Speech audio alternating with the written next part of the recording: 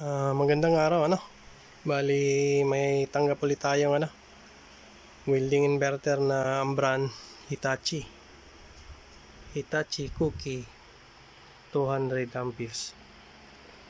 So, hindi ko pa alam yung anong problema nito. Yan yung itsura. So, subukan natin paanda rin. Nakasaksak na ito eh. Yan.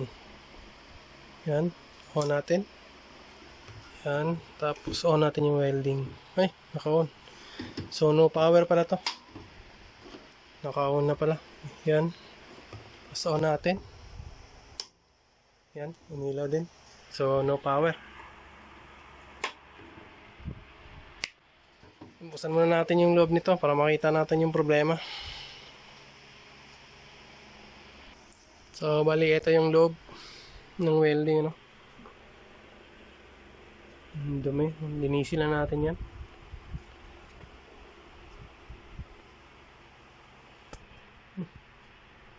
Sobrang dumi nito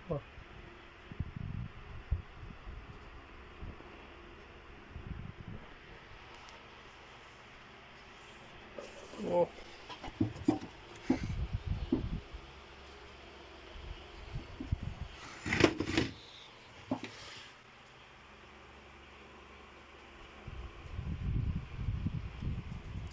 So, linisin ko muna to, Tapos, balik natin dito. So, bali, ito na yung board. So, 4 na ginamit na diode. Output diode, 4. Tapos, dalawa lang yung IGBT natin. Tapos, tinanggal ko na yung diode, para may access tayo. So, yan. Yan lang. Tapos, yung PWM natin, yan. Ito. So, tanggalin din natin yan. Kasi, hindi ito yung hindi ito yung natin. Power section natin ito. Kasama tong transistor o MOSFET na to. Tapos ito yung transformer natin, power transformer. So, yun lang. Hello, bali, tanggalin ko lang yung yung PWM at saka yung power supply board. Ito yun. So, yan, nakikita nyo naman yung connection ng natin napunta rito. So, kasi walang power to, so kailangan nating matanggal to, ma-check tong nandito. So, hindi ko na ipapakita paano tanggalin, kasi masyadong mabusisi tanggalin to. So, pakita ko na lang ulit pag natanggal na. So, ayan. Ayan yung board na PWM at saka power controller na magkasama, So, natanggal na natin dito.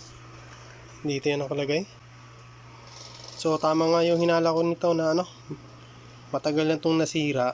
Tapos, tinambay lang siguro. Kasi nga gawa ng yan, may mga ipot na ng ipis yung mga pyesa. So, kailangan ko muna linisin yan.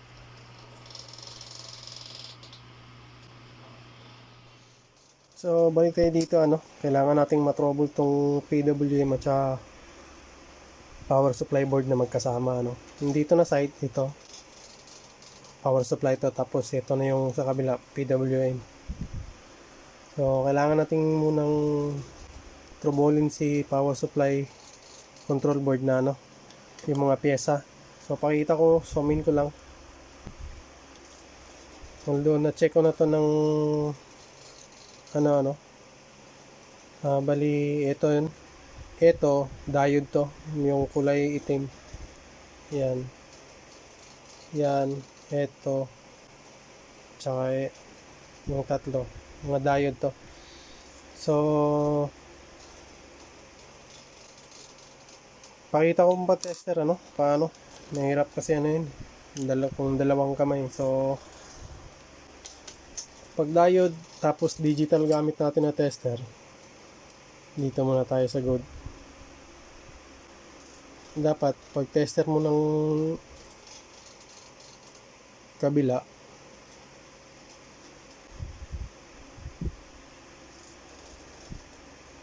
Yan. May masusukat tayo na 0.505, ano.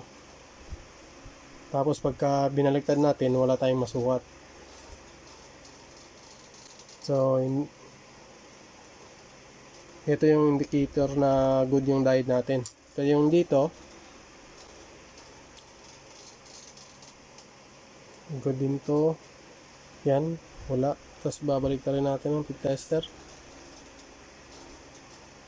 Yan, may nasukat tayo. 0.505. Tapos dito, ito, wala tayong masukat dito. Yan o. Kahit nanandiin kong yan. Wala talaga tayong masukat. Tsaka ito.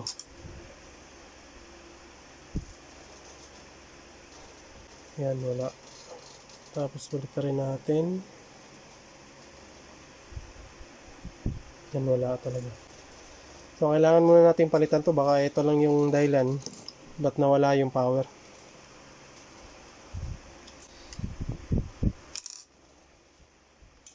So, naubusan pala ako ng SMD kaya through holes na lang gamitin natin, ano. Ito.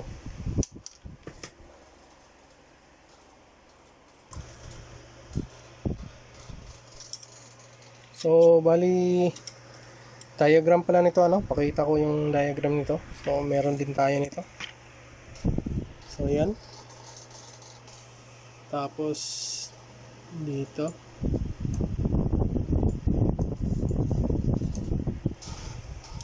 So, yan.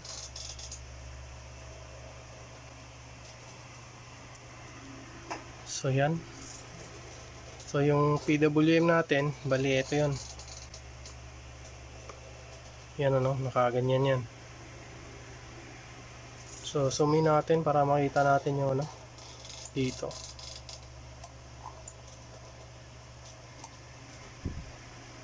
So, yan, nakaganyan yan.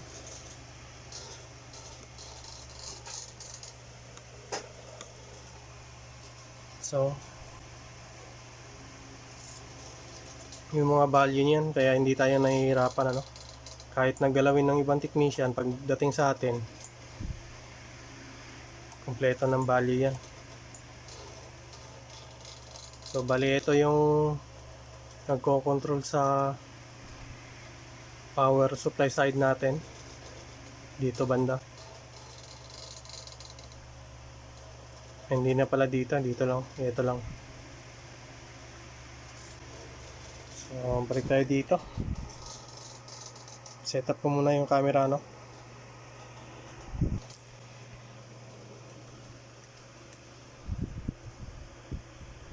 Zoom in natin.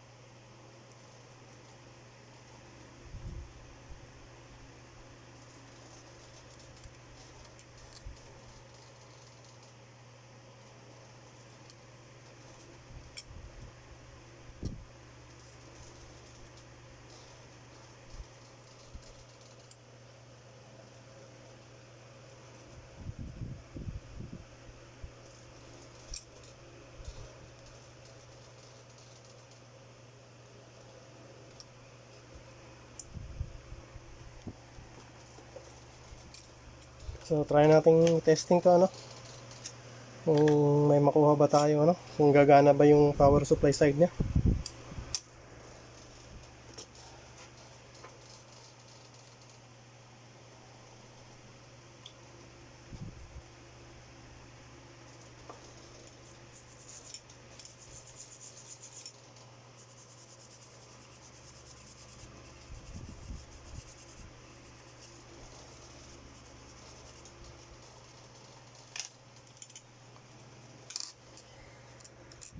So ikakabit ko lang to sa board. So bali ngayon testing muna natin paanda rin, pero gamit yung power supply workbench muna natin. Saka na natin i-testing yung ano, yung power supply talaga niya gagamitin natin pagkatapos nito. So testing na natin sa ano, tingin tayo sa oscilloscope natin kung maayos ba yung signal na nilalabas ni PWM board papuntang IGBT natin. So yan, naka-hook up na tayo ng ano, oscilloscope dito sa pulse transformer natin.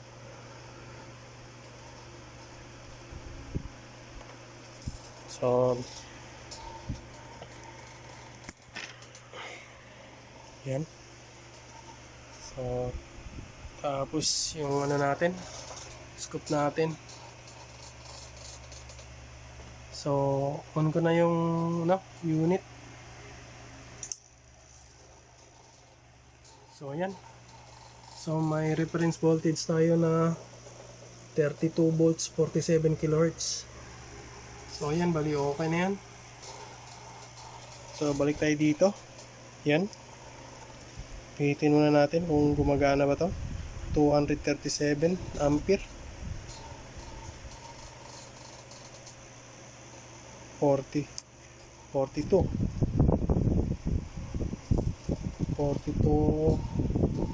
237.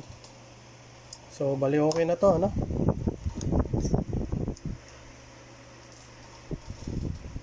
Iba pala na gano'n niya. Kasi habang ina-adjust ko,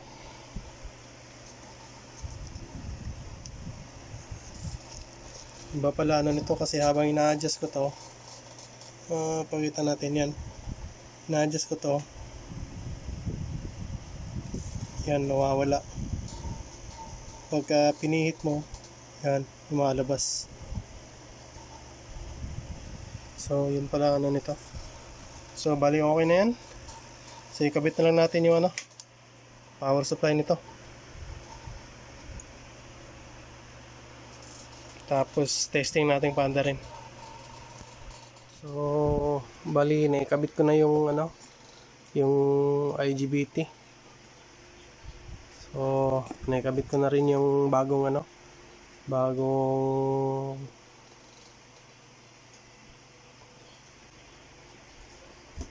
power ano natin, power MOSFET natin.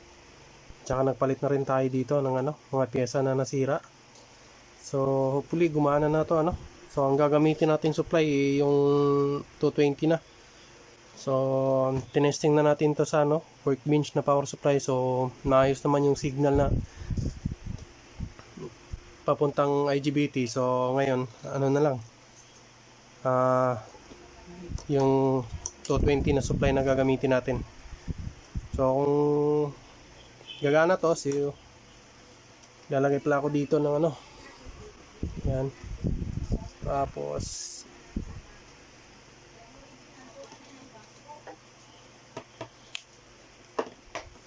so naglagay na tayo ng ano, tester na kung may makita tayong output, so bali okay na. So di lang natin patatagalin kasi nakalagay lang dito ano. So doon na pagka umandar na, tapos may output tayong nakuha, babalik natin to sa chassis niya. Doon na natin paanda rin na matagal. Tapos testing natin yung welding sa labas. So ito na, nakasaksak na yan. So wala pa rin dito, dalawa. Ito yung extension ng ano, 220 natin. So on natin to. So yan, umilaw na. So bali dito, yan. So, ito na. So, ayan. So, may nakuha tayong 62 volts. 62.5. So, bali okay na to, ano? So, hindi lang natin patagalin. At least nakita na natin umandar. So, kabit na lang natin to sa chassis. So, di ko na pala pakikita paano ikabit, ano? So, bali naikabit na natin, ano? Yung board sa chassis. So, testing na natin paanda rin. So, yan, nakasaksak na. So, on natin. Yan. So, hindi pa naka-on yan kasi dito hindi pa rin. So, on natin dito. So, ayan. So, ayan, ano? Umaandar na yan. So, sukatin natin. So, yan. 59.8. So, naka 70 ampere tayo. So, pwede na natin itong testing sa labas. I-welding. So, dito na to sa labas, ano? Andito na to sa labas. So, pwede na natin itong, ano, testing welding. So, on natin yung unit. Oh, hindi pala nakasaksak. So, on natin. So, yan. Settings muna tayo ng ano lang.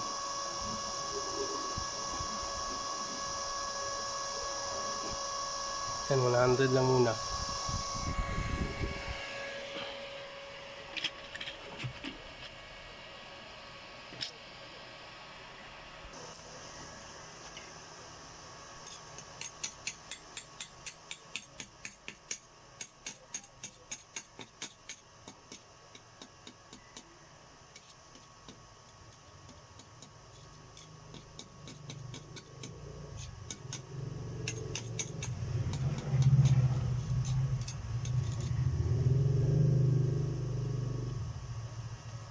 So, bali testing ulit natin to, ano, kasi nung huli natin tinesting to, may power na, kaso nga lang ayaw mag-spark, ayaw din mag-weld. So, pinalitan ko ng ibang pyesa yung nasira, ano. So, hopefully gumana na to ngayon. So, on natin yung welding. So, yan. So, set lang tayo ng 120. So, subukan natin yung welding na to kung magkaroon na ba ng spark.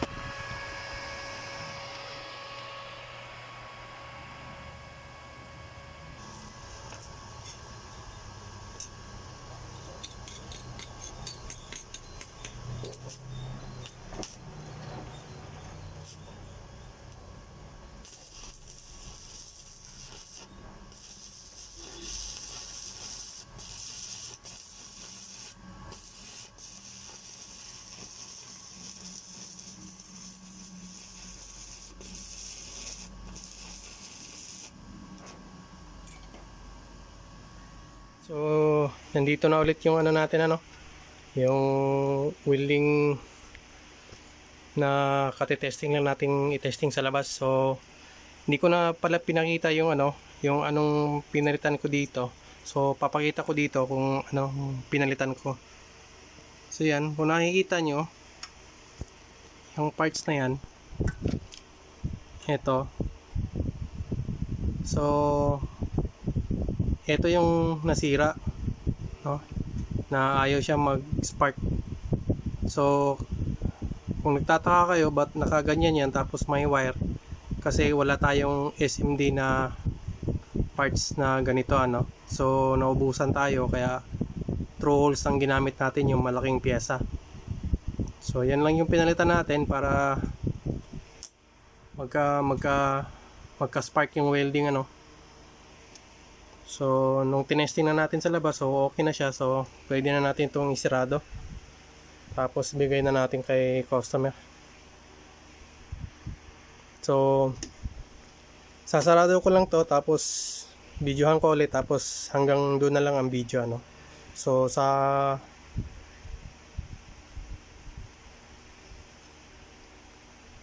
doon sa nagkagusto sa video, so please like and subscribe, pero kung hindi naman, so okay lang din ano. So maraming salamat sa panonood.